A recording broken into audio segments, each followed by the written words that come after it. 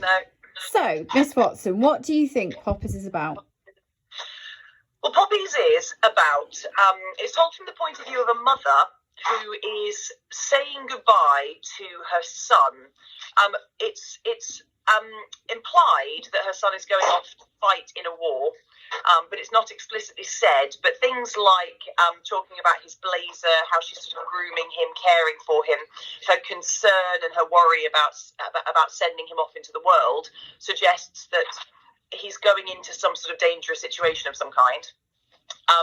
And she's reliving his childhood by caring for him and looking after him and making sure that he's smart. She's commenting on the distance that has increased as he's got older, and how she misses the time when she was close to him and when he allowed her to hold him and cuddle him, and that time is now gone because he's a grown man, and she's got to be brave and she's got to let him go and do what he needs to do. Perfect.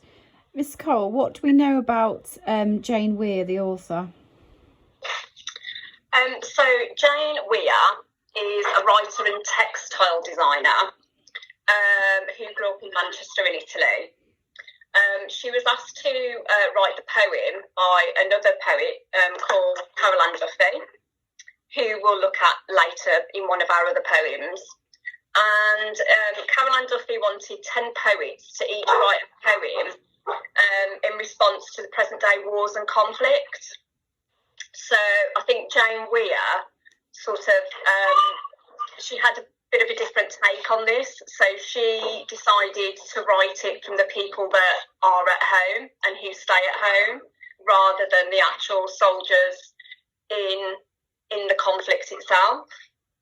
Yeah, it's really nice actually to get a different kind of a female perspective, isn't it? Because war, invariably during poetry, war only really gives us a male perspective of those actually involved in the conflict. So it's really nice to have a female perspective, albeit someone on the home front. It's still really interesting to see actually how war affected a great deal of people, not just those that were actually fighting.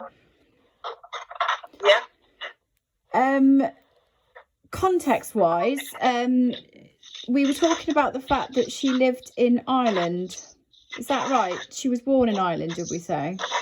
Yeah, she's lived in Belfast. It seems like she's lived quite, in quite a lot of places. So probably has a lot of different views of different societies. Different ways of doing things, different conflicts as well, I would imagine. Yeah. Yeah, I think the nice thing about the poem is the fact that we don't really know how much time passes within it. It's quite ambiguous as to whether it's every moment happens straight after the previous moment, or whether quite a long time passes within the poem. And I think that that's what's quite nice to think about and debate and pick out the clues and see if you can try and work out how much time is passing. Does she leave the house and go immediately to the graveyard and have that moment of reflection on all other people that have lost people to war, or does a lot of time pass, something awful happens to her son, and then she goes to the graveyard to remember him and to try and listen to the sound of his childhood, of his child voice on the wind, because actually she's lost him.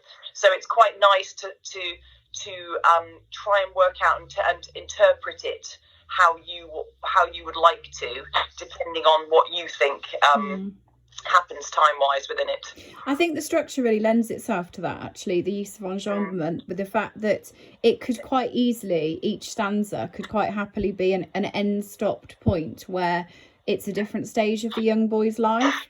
But she doesn't do that, does she? The lines run into each other, which gives a real insight as to all of her memories coming together. Yeah. And actually how that happens, that's a very real thing that happens when we're either remembering somebody who may have died, because he might have died, we don't really know that, do we? Or whether we're remembering them because we're fearful that something awful could happen to them. Yeah. And also the use of enjambment means that she sounds quite panicked and frantic, and she's remembering all of these little things, and one thought is running into the next, and it really is a really good representation of how you feel when you're when you are worrying about something or panicking about something, and all of your thoughts are just running through your brain, and also about how vulnerable he is, and how she's linking that back to how vulnerable he was when he was a child. Yeah. And that's she's looking at this grown man who's old enough to go off to war, and all she's seeing is the little boy that she played with and that she raised, and seeing him as the little child that he is still to her, really. Yeah, I think mixed in as well with that, you know, there's a lot of punctuation within the middle lines during the poem, so that's almost like her confusion and her sort of darting from one thought to another, and not really knowing how she feels about her son and what he's doing, where he's going, what he's, you know, facing. Yeah. I think there's actually a lot about structure that you can comment on in this poem, and I think that's why in a lot of ways it's quite a nice place to start when looking at poetry, because I think we're very comfortable analysing language and word choices and poetry devices, but actually thinking about structure, there's such a lot that you can talk about within this poem, so it's a really nice start point. What about the use of Poppies as a title? Because she clearly isn't talking about, she's not clearly, but we assume she's talking about kind of modern conflicts because of when she was born, and yet she uses this symbol of the poppy. I think it's a reflection, isn't it, on history and on the fact that all of these people that we've lost to wars throughout history are people's sons or people's daughters, and I think that that's the nice link there. Is it reminds us that when we use poppies as a form of remembrance, we are actually, every single person, every single one of those figures that we're talking about or remembering was somebody's child, and that they raised them and that they sent them off. And it's sort of timeless, because it doesn't really matter, because we're still sending people off to wars, and we're still signing people up to militaries. And I think that that use of poppies gives us something, because we all associate poppies with remembrance, and so it gives people nowadays something to use as a symbol for all of those people that died, and remember that they were somebody's baby, really. Yeah, I think it's a symbol for everybody as well, isn't it? So it's a symbol not only for the soldiers, but it's a symbol for all of their families. It's also a symbol for us, you know, people who haven't even been involved in conflict or may not know of anybody in conflict. It's a symbol for us as well to, you know, to remember and pay tribute, I suppose.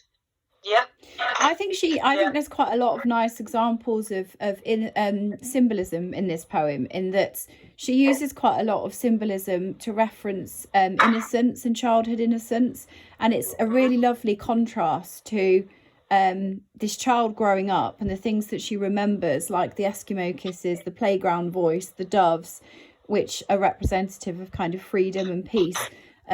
That's a really nice contrast to the reality, which is that she's sending him off to war, possible death. I think that's quite a nice use of language devices. And then, of course, the other interpretation is that she's not sending him off to war at all, and it's just using war and sending off to war as this imagery for the idea of sending your children off into the world, and that your children don't need you anymore, and so you open the door and you set them free. And so the numerous references to birds flying away, it could be her inner conflict on in the fact that she's having to release her child into the world and set him free when she wants to hold on to him forever. This is quite a common... that links in nicely with the links to the playground voice and that sort of thing, doesn't it? Because it could almost be her sending him off to school for his first day. Absolutely. He could be a 6-year-old, couldn't he? And he's going into school, or a first day in high school, or first time he moves away and leaves home. It could be any point in a child's life where a parent might feel that pain of conflict. I know that I need to say goodbye, but I also really want to hold on to you. So do you think that's what we meant, though? Do you think that's what she meant, or do you? Because I agree with that interpretation. I do. But then I think you come to this last stanza, and I think the ambiguity starts to unveil itself a little bit, and you start to get this sense of war returning with the inscription on the war memorial The fact that she's leaning on the war memorial like it's a wishbone. It just feels a bit like we're reinforcing that message that this is really about war. Yeah. And that he could die. Oh, it could be. Again, linking the memorial to her memories of him being so innocent and that moment that she did have to let him go. Yeah. Or reminding herself of how lucky she is that she's not having to send him off to war like what those people did, and that everyone has to set people free and let them go. And some people aren't lucky enough to have them home. It could be something as symbolic as that, I guess. But yeah, you're right. There definitely is that heavier war reference that it brings it back to at the end. Yeah, absolutely. Because I think I think the start and the end are war related, aren't they? I think we begin thinking it's about war, we end thinking it's about war, whereas I think the two larger stanzas in the middle are a little bit more ambiguous, which is what we'd expect from modern poetry. That there is always a subtext that we can work out, but we don't have to. It might be an alternative interpretation, but I think it's definitely a little bit more vague in the middle. Yeah. Absolutely. I think she wanted it to be open to interpretation as well, because I think she said, I think it's important to let the reader have space to make up their own mind, and so that's why she sort of, creates it in a way that it is open to such a lot of interpretation, which is brilliant for our students. Because they can be so open-minded and creative with the words and the language, can't they? And also, war itself is so open to interpretation within this poem. She's not saying that war is wrong or war is bad. She's almost saying that we know that this it's necessary, that there are situations where people are going to have to go and fight, and so it's not political. It's not saying and war is awful and we should hate it. It's saying that lots of people have lost their lives through war, but you have to be brave in it, and you have to do what you have to do. Yeah, because the mum doesn't try and stop the son from leaving, does she? No. She kind of lingers over things that represent him or actions that she does as he's about to walk out the door, but she doesn't stop him or even try and stop him. No. It's definitely more about the domestic impact rather than the political impact, isn't it, in this poem? Which actually, again, is why it's a really, really nice place to start when we're looking at war poetry, because very often war poetry has quite a thick message of either being pro-war or against war, whereas this is much more, it's almost like this is neutral. War, and this is how it affects a woman at home or a mum at home or the wider impact of war even. Yeah, it just sort of identifies war as opposed to commenting on war, doesn't it? I mean, it comments on the loss that is the side effect of war or the end product of war, but it doesn't say whether war is good or bad, which again is very much open to interpretation, which is nice. What do you think we gather about the voice? So the speaker of the poem, this mother, what do we learn about her? I think we learn that she's brave. That's my overriding interpretation of the mother, is that in spite of all of this pain that she's experiencing, she still opens that door and she still lets him go, and she realises that it's not about her, it's about him, and that this world is now his world, and she has no right to take that away from him. And I think that is my interpretation of her, is that actually she's extremely brave, because in spite of the sadness and the longing and the pining that she's experiencing, she's brave, and she still opens the door and releases him. Yeah, there's a lot of conflicts between both of their feelings at this time as well, isn't there? About with where freedom is concerned, because she really doesn't want to let him go, and yet he can't wait to go. Yeah.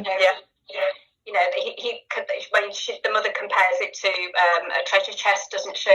Sort of opening up something and finding all this new unexplained, exciting treasure that and that's sort of him wanting to go and explore everything. Yeah. Her sort of feelings on it are really, really conflicted, aren't they? Yeah. And I think that also could be a comment on age and how we change as we get older, and how he's young and enthusiastic and a bit naive, whereas she is more worldly and more experienced and knows of the trials of the world, and so he hasn't been damaged by it yet in the same way, maybe. I mean, he's not maybe experienced enough turmoil or sadness or loss, and so therefore he doesn't have that same fear that she has. Yeah. I think that Jane Weir kind of plays with time quite a lot there, though, doesn't she? Not just experience and inexperience, although there is that contrast, but she also has this kind of past tense in maybe the first 3 stanzas, and then this last stanza seems to go into the present tense, and maybe that's the inexperience versus the experience, because that last stanza is present tense, where she's rushing to get to the top of this hill to go to the war memorial. Do you think that he's dead? I don't. I think there's definitely two ways of looking at it. One is that he is, and she's gone to go and be with him in this, and so therefore the fingers tracing the inscriptions is probably tracing his name. Yeah. But I think the more likely option is that she's basically going and reassuring herself that her worries are valid, that people don't come back from war. And so she's just said goodbye to him, and she goes and she kind of has a moment where she is grateful for what she's got, because she realises that not everyone does come back. And so she uses that wishbone imagery, as in, I'm wishing that you're going to come back, and I'm wishing to hear your sound, hear the sound of your voice coming home again. I suppose conversely, it's I'm wishing that I could bring you back, and I could go back to those times where I had the power to stop you going. Yeah. But I didn't. And I didn't. Yeah. I think there's a lot of imagery of doves, and of course doves are associated with obviously peace, but also with funerals, aren't they, and death, and so there's definitely there's a strong theme of death throughout, which would be in a war poem anyway, but you do then wonder whether there is an implication, that there's a suggestion that he has died. I think it's nice as well that sort of each reader can make up their own minds as well, can't they? Because it's so ambiguous. There's no right or wrong answer, because we don't know. I think that's what's the really lovely thing to start with this poem for Year 9, is that they have the opportunity to have confidence in their interpretation, and have the confidence to say, well, I see this, because there's 3 of us here, and to a degree we've all seen something different in this poem. And that's brilliant, because actually that's going to be, as long as it's clearly explained and supported, that's really going to be rewarded in an exam situation, because a student that has a strong and confident interpretation personal to them is a student who's going to do well. Good. Is there anything other contextually that we ought to consider, do we think? I think the ambiguity of it not specifically focusing on any war, I think is a key point. It is timeless, isn't it? Yeah, the connection that it has to the First World War through Poppies is really important, but it's probably the first war that people learn about, or even think about when they think about war. They think about the First World War. And sorry, go on, Miss. I was just going to say, I think also it is a reminder that we carry on making the same mistakes. Because it is timeless. It's basically saying, look, we still do this. We're still going round in circles. We still fight wars. We haven't learnt anything. We're still donating beautiful people to being blown up in other countries. And we don't seem to be stopping. I think if you wanted to link it to a modern war as well, though, you could sort of almost say that, whereas if it was sort of during the First and Second World War, people really didn't know what happened.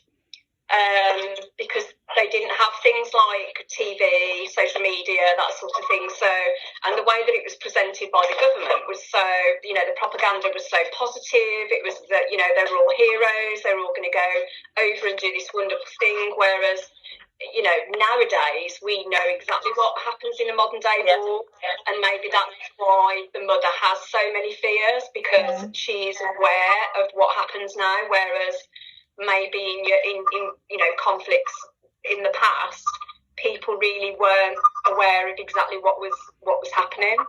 And maybe actually that links into the idea of it being a female perspective, because women have kind of historically been presented as not really understanding these sorts of things, certainly political points, going out to war, experiencing war. Only men would really have understood what that meant. So the fact that she has fears, but she doesn't really identify what those fears are or what they mean, I think that's probably quite important of what we always imagine women would think or feel. Yeah, the sort of maternal aspect, as opposed to being any more involved than that, being sort of physically involved, or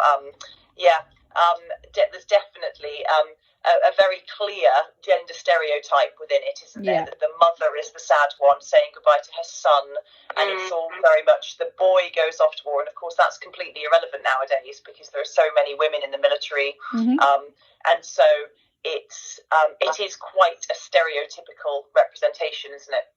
Yeah, and for quite a modern poem, that's quite unusual, really, isn't it? You would have thought that maybe she would have brought, something to it where it did sort of represent women in conflict as well, maybe.